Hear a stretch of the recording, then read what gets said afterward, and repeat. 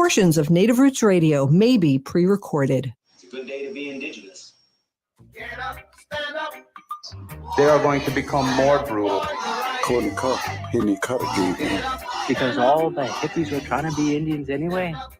They're going to become more repressive because it's a matter of dollars and their illusionary concepts of power. Hey, Victor. We must live in balance with the earth. And also with recent happenings at Wounded Knee. I am awake. Welcome to Native Roots Radio presents I'm Awake, and I'm your host, Wakanja Hade. Hey, Karagiwina. You're listening to Native Roots Radio presents I'm Awake, and I'm your host, Robert Pilot. Hey, we discuss local and national Native news and events, and as you know, you two, Native issues are human issues, and human issues are Native issues. Yes, you are right, Dega. This portion of the show is supported by Native American Community Clinic on Franklin Avenue in Minneapolis, honoring health and tradition. You know, I say this every show, but we have a special show today. We got Wendy showing up, and we've been on the air for 7 years now, and it's an amazing ride, and you're one of the founders, and we think back when we started at the studio out in Eden Prairie, and Choka did a prayer beforehand and smudged us off, and here we are 7 years later, Wen. It's amazing. I can't believe it. That it doesn't seem that long. It really doesn't. No. Well, you know, we got a couple things we want to talk about. I think we might have Dr. Stately stopping in today. He might be at the beach because it's damn near 70 degrees here in Minnesota, Wendy. That's unbelievable. I was escaping St. Paul, Minnesota to come to New York, where it's generally a little bit warmer this time of year, like in February. The high and the average temperature is around 40 degrees. So, the people here think that is so cold and they bundle up. They even put sweaters on their dogs. But for me, 40 degrees is a really nice temperature. Hey, you two, Wendy, I want to give a quick shout out to our friend Maureen Hackett, Wendy.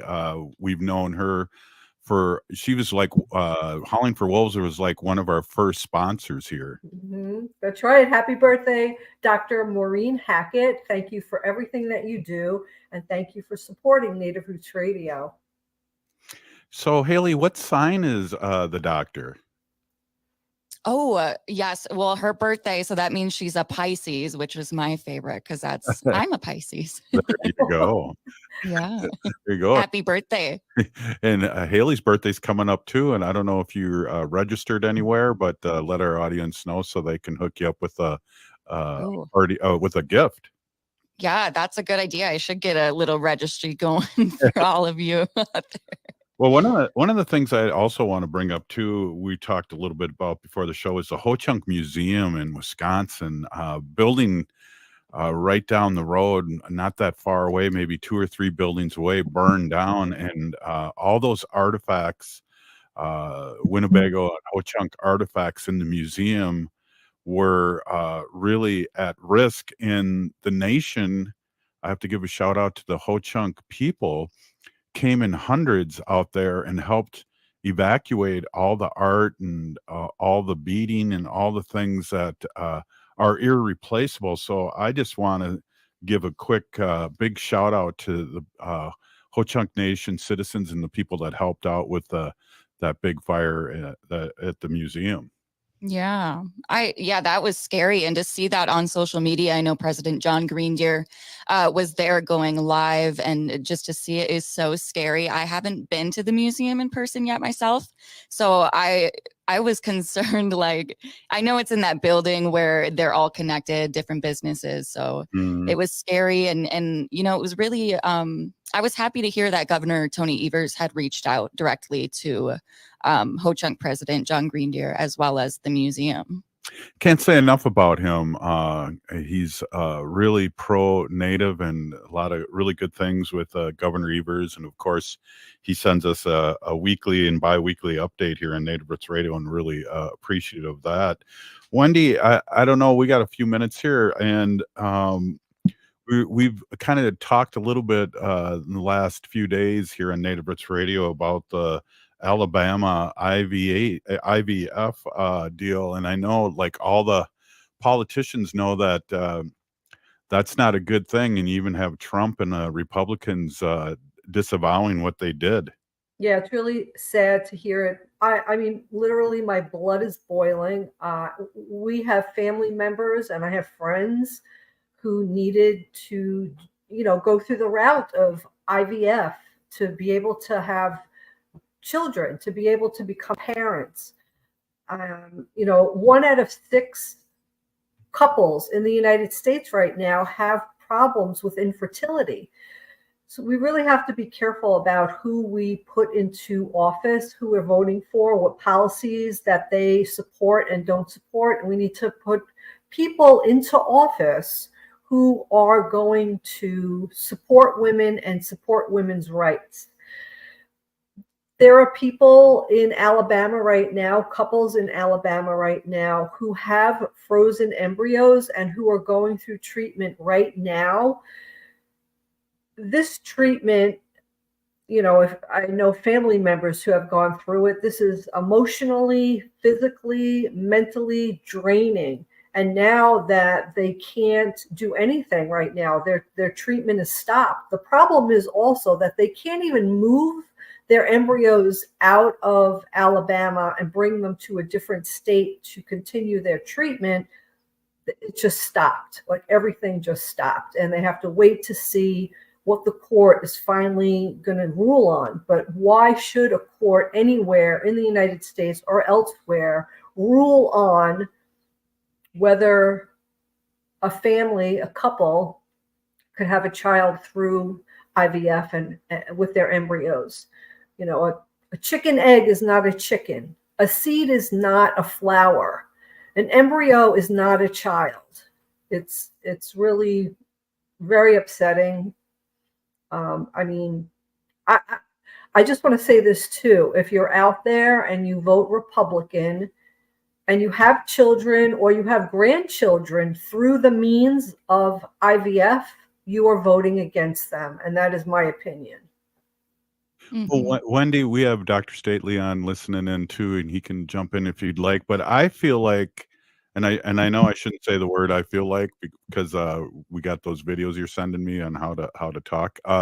But I believe that this is an attack on women, and this is unbelievable. So when you say "Make America Great Again," they're not talking about the 50s. I think they're talking about the 20s, the 1920s. It's crazy. Hey, Dr. Stately.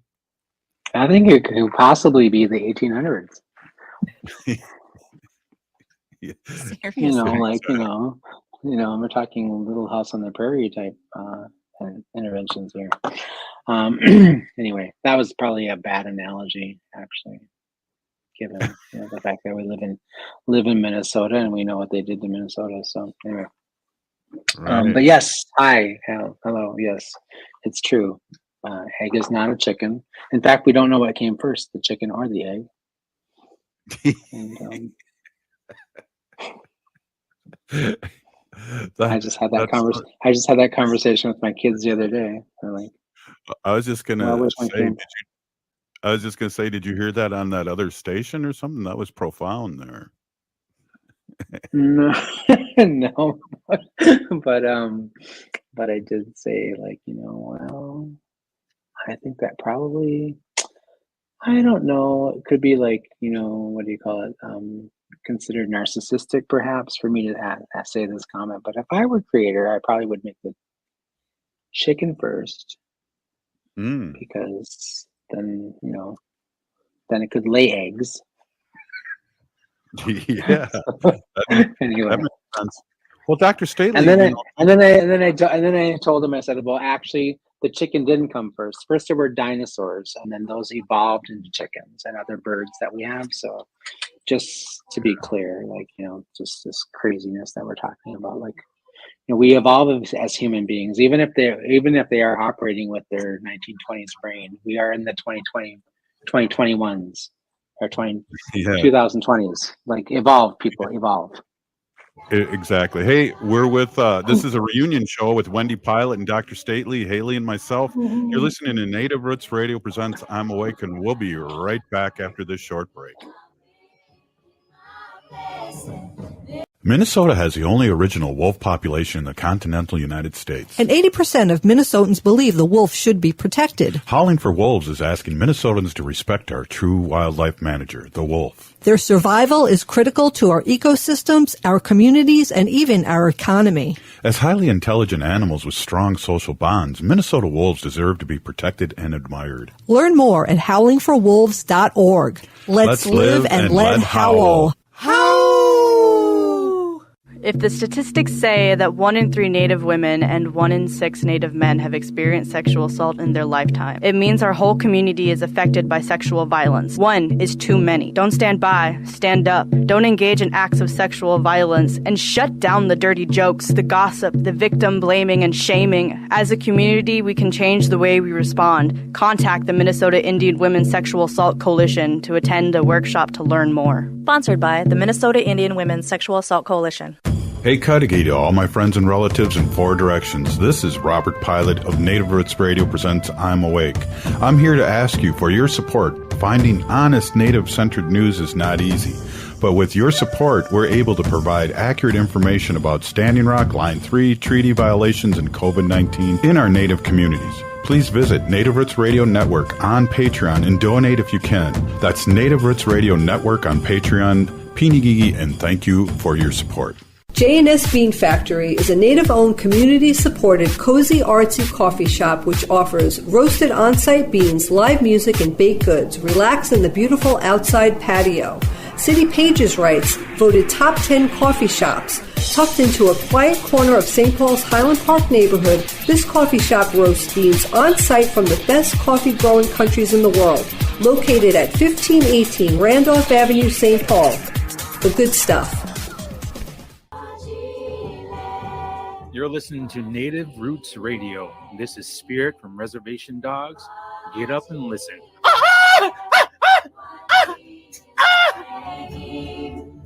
Welcome back to Native Roots Radio presents I'm Awake, and this is Robert Pilot. This portion of the show is supported by All My Relations Arts and their current gallery exhibit, Okizi, in partnership with the American Swedish Institute, running now until April 13th at 1414 East Franklin Avenue, Minneapolis. Hey, we're having the reunion show here with Wendy Pilot and Dr. Stately. Before we get going here a little bit, I just got a text from our friend, State Representative Heather Keeler, and she wants to remind listeners that tomorrow are the caucuses. Get involved in local democracy. Protect Minnesota so we don't become Alabama. So she's been listening to our conversation. Big shout out to State Representative Heather Keeler, who you saw that Haley and Wendy. I did not call her Senator Heather Keeler. Yeah, good job. Thank you. I did notice that. Thank you. Hey, Wendy, this is an opportunity for you maybe to ask Dr. Stately some questions here, because you two haven't been on together in quite a while. Well, what I always like to ask Dr. Stately is to talk about what he likes to talk about. That's what I like to ask Dr. Stately. So whatever is on his mind and whatever he wants to talk about, that's what's most important. Exactly. Well, thank you. No, that's thoughtful. Thank you. Not that you're not thoughtful, Robert. You're thoughtful. But I was, I don't know, I'm thinking about a couple of different things. Like there's, I got big projects that I'm working on right now. But one of the things that's, I think is top of mind. So I was on a roundtable this morning, earlier today, with Governor Walz and Angie Craig.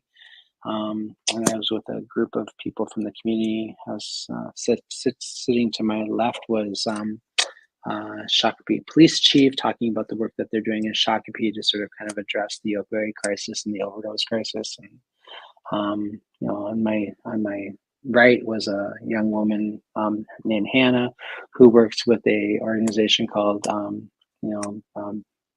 Be the Change or something like that. And they're working with schools and trying to get schools to support and distribute Narcan to their students and have Narcan available within their schools. One of the other panelists was Holly, oh, what was her name? I have her name. Holly was an amazing woman. Her son, or not Holly, Bridget Noring is the founder and president of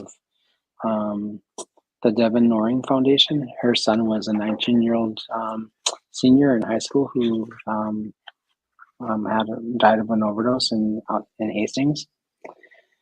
And that's a small community that one of the things she talked about was she came from a small community. Then they didn't really even know what Narcan was. They didn't understand what fentanyl was. They had no knowledge of these things. And like, I think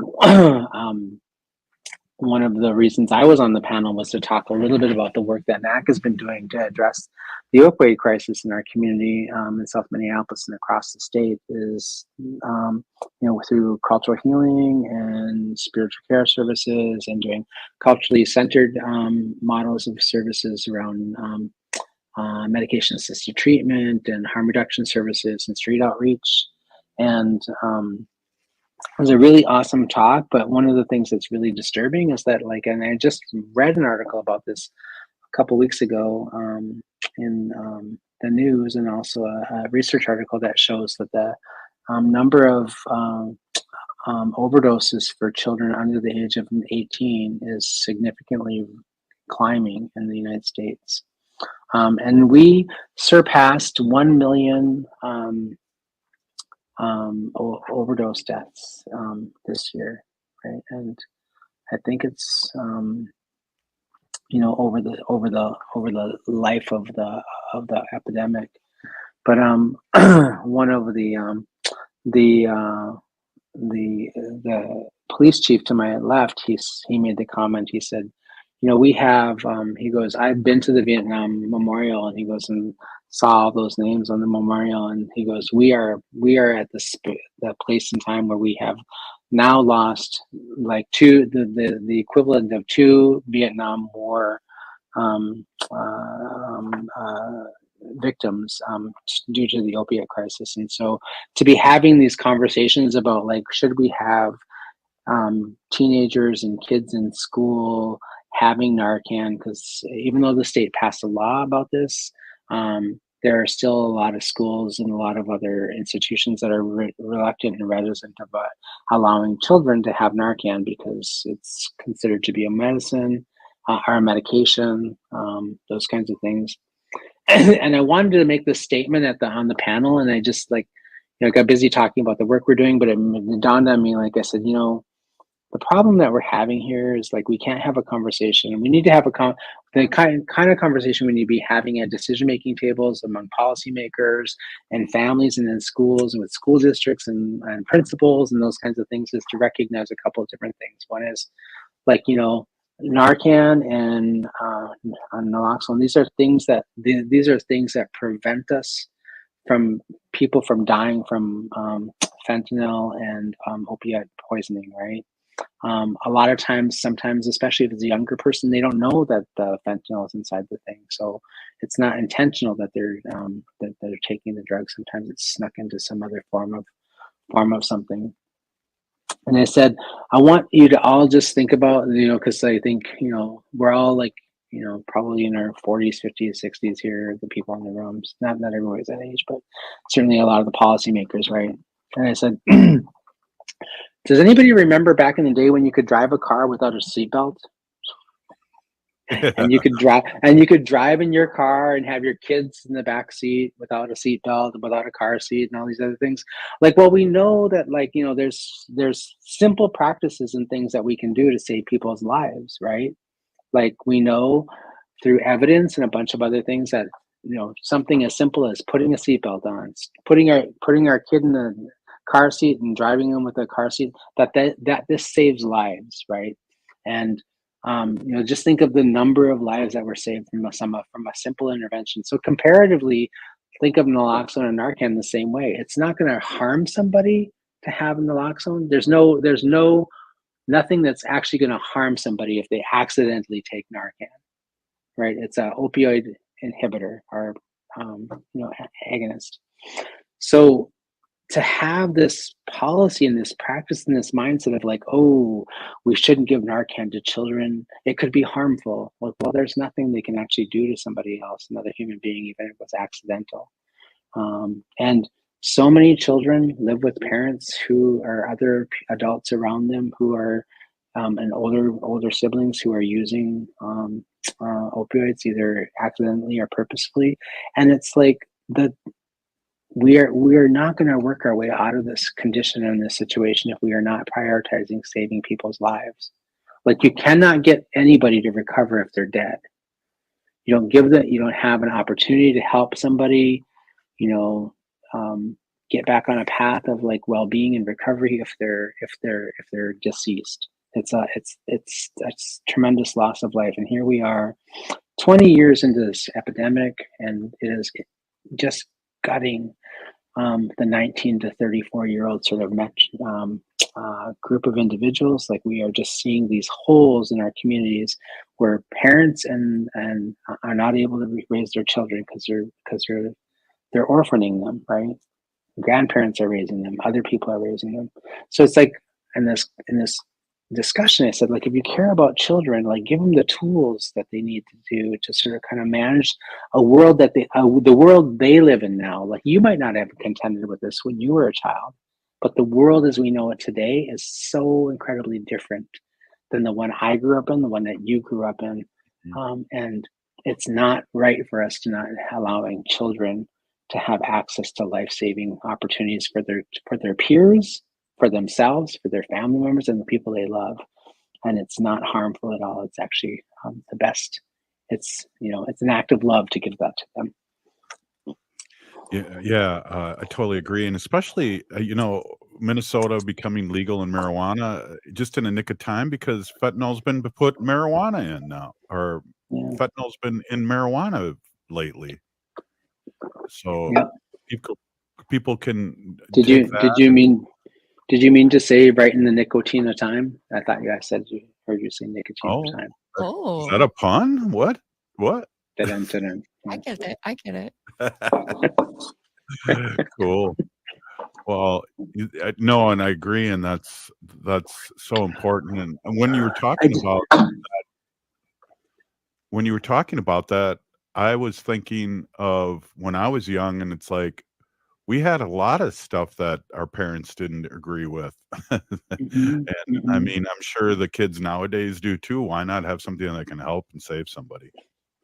Yeah, I think it's directly tied to like this idea we have in our society as like, demonizing and stigmatizing drug users. Like they're somehow defective and they're somehow different than me, right? And I said this in the roundtable. I said, like, nobody comes to this earth out of their mother's womb, the birth canal, with the desire to become a drug addict. They don't come out of the womb desiring to be homeless, desiring to be mentally ill, desiring to have a life of of challenges and a life of just sheer despair. Nobody wants that. They don't come with that. There's a bunch of stuff that happens to us in our life trajectory that causes that, and that's what we have to deal with. Yeah, thanks, Dr. Stately. Hey, you're listening to Native Roots Radio presents I'm Awake, and we're going to be right back right after this short break. Stay with us. Minnesota has the only original wolf population in the continental United States. And 80% of Minnesotans believe the wolf should be protected. Howling for Wolves is asking Minnesotans to respect our true wildlife manager, the wolf. Their survival is critical to our ecosystems, our communities, and even our economy. As highly intelligent animals with strong social bonds, Minnesota wolves deserve to be protected and admired. Learn more at howlingforwolves.org. Let's live and let howl. Howl! Life can be hectic.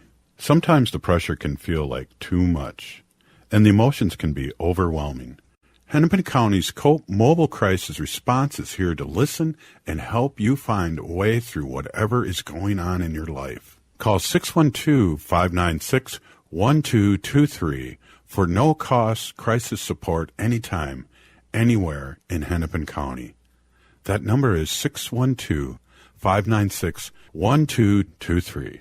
If the statistics say that 1 in 3 Native women and 1 in 6 Native men have experienced sexual assault in their lifetime, it means our whole community is affected by sexual violence. 1 is too many. Don't stand by, stand up. Don't engage in acts of sexual violence, and shut down the dirty jokes, the gossip, the victim blaming and shaming. As a community, we can change the way we respond. Contact the Minnesota Indian Women's Sexual Assault Coalition to attend a workshop to learn more. Sponsored by the Minnesota Indian Women's Sexual Assault Coalition. The city of Minneapolis is now on Native Roots Radio with Minneapolis AIR. AIR stands for American Indian Relations. Guest host Christine McDonald talks to people about important things affecting the city's Native communities. Minneapolis AIR dives into topics like public safety, public health, elections, and so much more.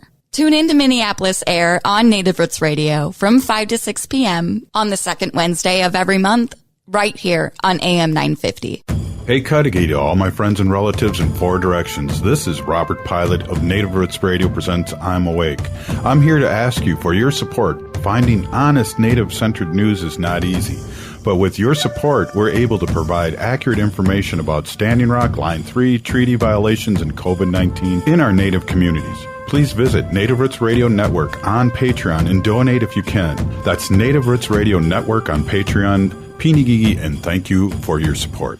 J&S Bean Factory is a Native-owned, community-supported, cozy, artsy coffee shop which offers roasted on-site beans, live music, and baked goods. Relax in the beautiful outside patio. City Pages writes, voted top 10 coffee shops. Tucked into a quiet corner of St. Paul's Highland Park neighborhood, this coffee shop roasts beans on-site from the best coffee-growing countries in the world. Located at 1518 Randolph Avenue, St. Paul. The good stuff.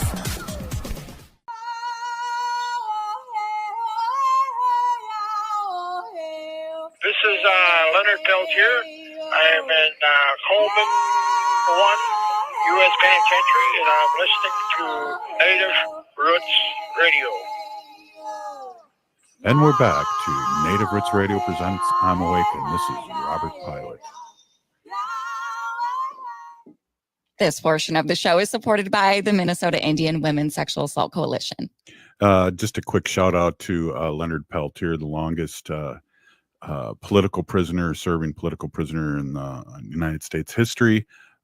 This past weekend, there was a celebration too of the occupation of Wounded Knee, the 51st anniversary this past week, and I just want to give everybody a shout out that went to Wounded Knee and all the people that occupied those 73 days in 1973.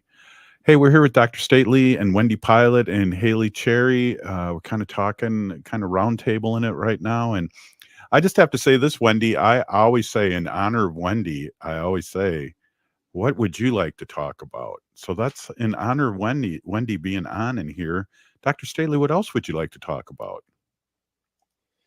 Well, I mean, I think that's a robust discussion. One of the things I didn't get to say at that roundtable, which I think is a really important conversation starter, and I think I want my hope is that I can, help sort of advocate for families to be thinking about this and talking about it at the dinner table, at the bingo table, the card table, any table you're going to be at in the near future, like when you're gathering with your relatives, have an intentional conversation about, the scale of need in our community around houselessness. Is probably one of the defining moments in our time in history. I had a conversation with a young man that NAC is, as you know, is building a new building. We're in the process of sort of raising the funding for our new clinic with the 4 floors of housing that we're going to build above it. And one of the conversations I was having late last week was with a young man that we're hiring to sort of kind of be our owner's rep in that project. And that person's job is just going to hold all of the pieces with all the different contractors and all the different architectural groups. There's a lot of specificity for housing architecture. There's a lot of specificity for clinic design and clinic. Oh, I just saw the Dakota. We're on the Dakota land bus drive by. that's pretty cool.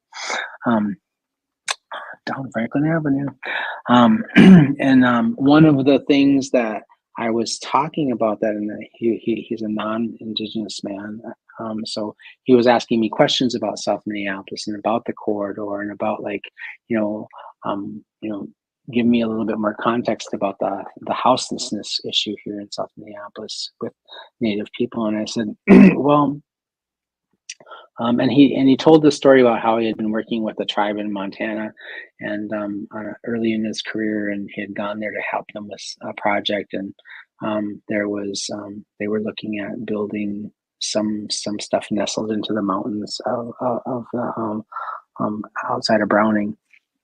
And he was talking to some of the tribal people there, and he said, I asked him, like, well, why did you build these houses out here out on the plains, like where you're a little bit more vulnerable to some of the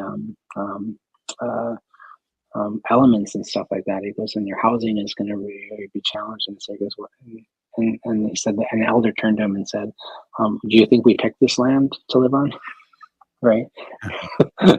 Indicating the idea of reservation life. It's a form of forced assimilation and relocation. Right.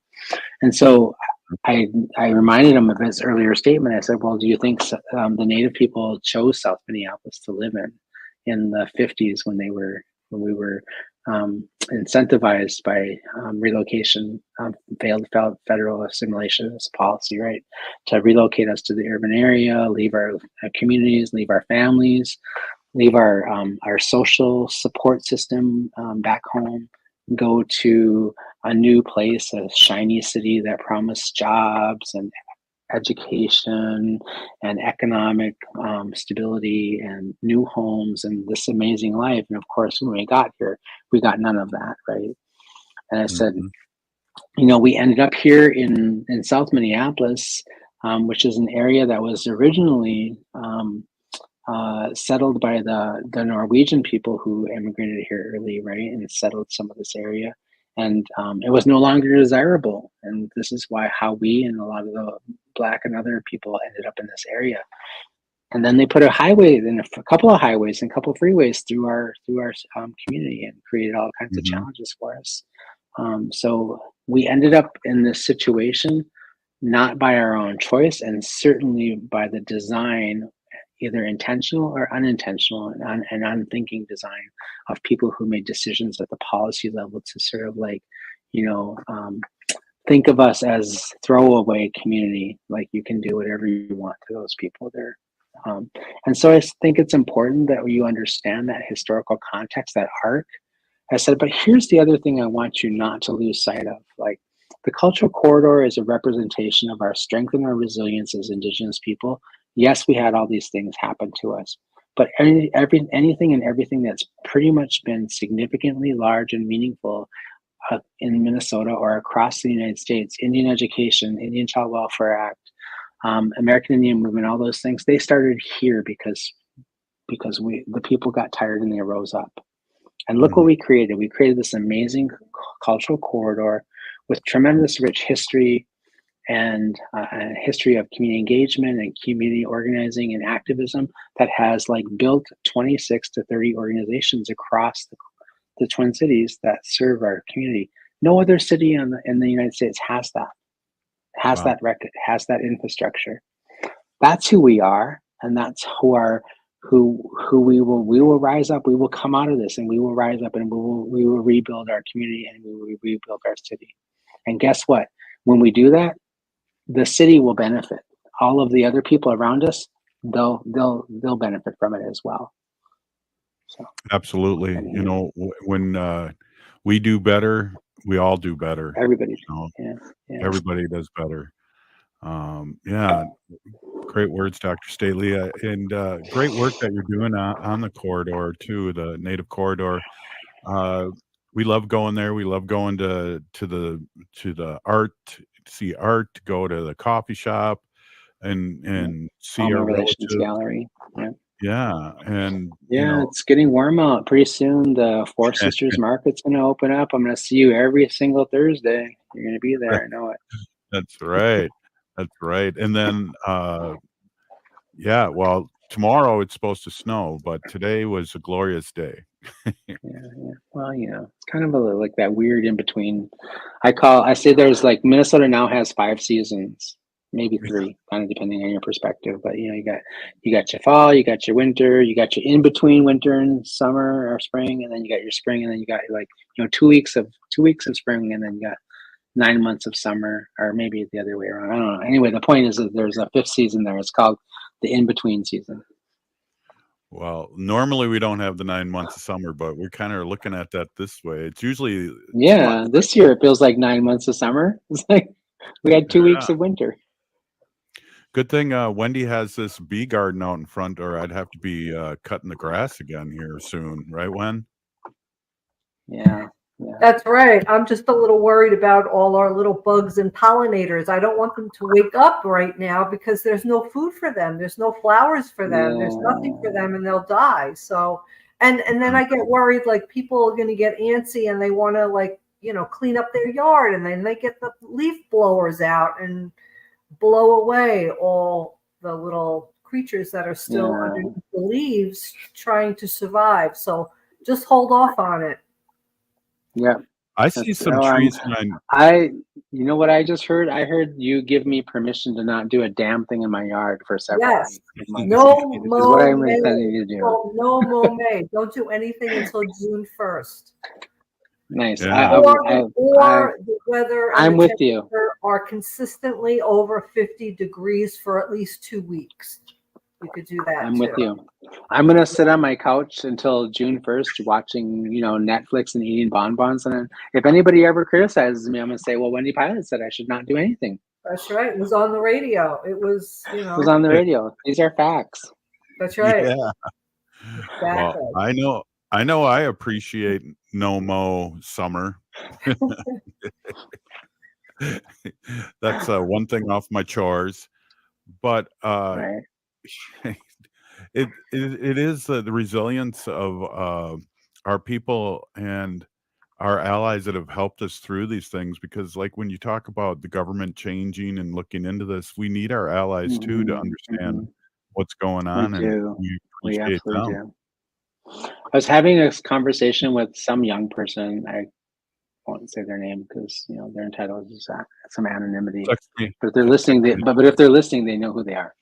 So we were talking about how they're like, oh, I don't want to have children. This world is going to collapse and end. Where the Earth is just going to we're destroying the Earth. It's going to die. I was like, I just want to wake you up to something here, sweetheart. I said the Earth probably isn't going to die. We'll die. We're going to die. But the Earth, she is powerful and she is amazing, and she is going to regenerate herself. And we have some decisions to make now as human beings. Do we want to be on this planet, or do we not want to be here? Because I'm pretty sure that the Earth is going to take care of herself, right? And we have to make some decisions now about whether or not we still want to be here in 100 years or 200 years or 300 years. We got to make some of those decisions now. So don't be mistaken. The Earth is going to be fine. Yep. We're going to be gone. Yeah, exactly. And I think a lot of people have that misnomer too. And it's like, no, Mother Earth will cleanse itself after maybe a couple hundred years. Read the Bible, read a few other things. There's been a lot of cataclysmic things that have erased human life forms off of the Earth, right? So she has a way of taking care of herself when we don't treat her well. So just try to remember that. So. Well, I always said that I'm glad I'm my age that I am right now, the way things are going. But now Wendy and I have, it's been official on Facebook today that we have grandchildren coming. So now I have to renege on that. And our Weeha, Jelaine, and Micah are having a boy and a girl. And I'm going to call them Robert and Bobby. Ho! Hey, I like the name Anthony.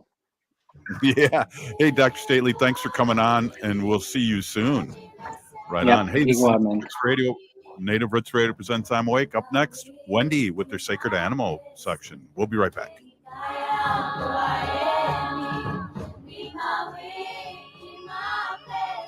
Signing up for $1 bus and train rides with the Transit Assistance Program, or TAP, is quick and easy. Do it straight from your computer or phone by uploading one of the pre-approved documents listed at metrotransit.org/TAP, along with a copy of your ID. We'll mail you a go-to card with a full year of discounted rides. For questions or translation help, call 612-373-3333. 612-373-3333. Life can be hard. Sometimes it feels like there's no answers, like there's no way out.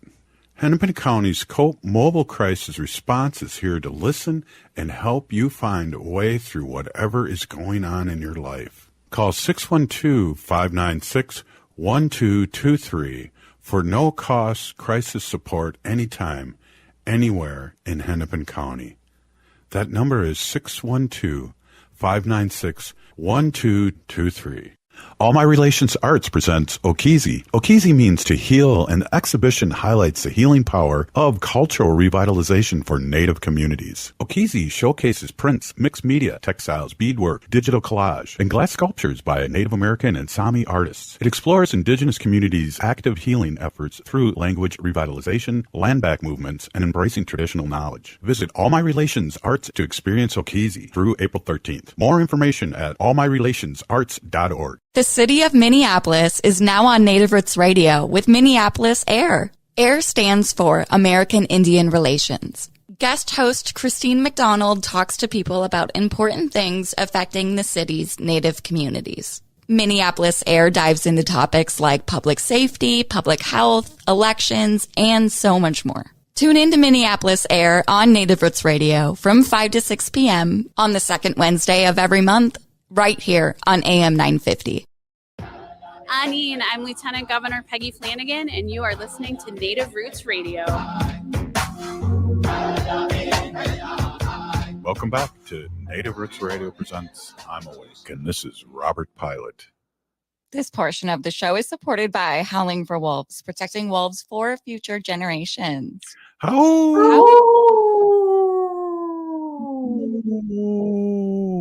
Hey, I want to introduce my awesome and beautiful wife, Wendy. Wendy's been an animal advocate for many years, and she's a co-founder of this Native Roots radio show back 7 years ago, and she discusses our sacred animals, and people just love this. I have people coming up to me all the time when we were at the AM 950 little get-together with listeners. They were all asking about you and telling me how much they enjoy your segment. So it's great to have you on a Wednesday and on a Monday, I mean, and take it away, Wendy.